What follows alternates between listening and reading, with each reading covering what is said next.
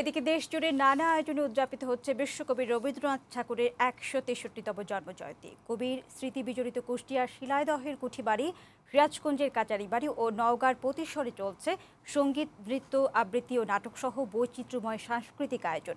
দর্শনার্থী ও রবীন্দ্র ভক্তদের পদচারণায় মুখরিত কবির স্মৃতি বিজড়িত স্থানগুলো। দেশের অন্যান্য স্থানেও দিনব্যাপী নানা কর্মসূচি পালিত হচ্ছে। সংবাদদাতাদের পাঠানো তথ্যচিত্রে খালিদ হাসানের প্রতিবেদন।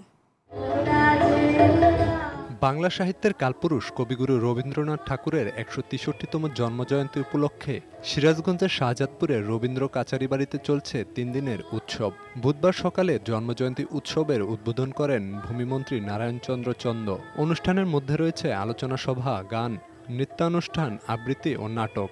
সকাল থেকে রবীন্দ্র ভক্তদের পদচারণায় মুখরিত হয়ে ওঠে রবীন্দ্র কাচারিবাড়ির প্রাঙ্গণ।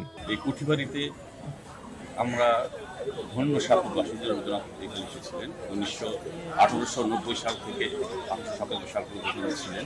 তার যে আলোকিত উৎকৃষ্ট চিন্তা চেতনা, সেই চিন্তা চেতনার প্রতিফলন ঘটেছে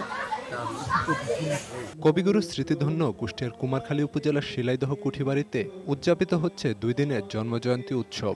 সকাল 8টায় রবীন্দ্রনাথের প্রতিকৃতিতে পুষ্পার্ঘ অর্পণ ও মোমবাতি প্রজ্বলনের মধ্য দিয়ে বর্ণিল অনুষ্ঠানমালা শুরু হয়। রয়েছে আলোচনা সভা, কবিতা আবৃত্তি ও সাংস্কৃতিক অনুষ্ঠান।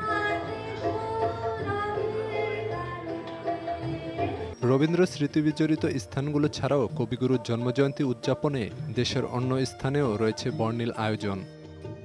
ডেস্ক রিপোর্ট, বৈশাখী সংবাদ।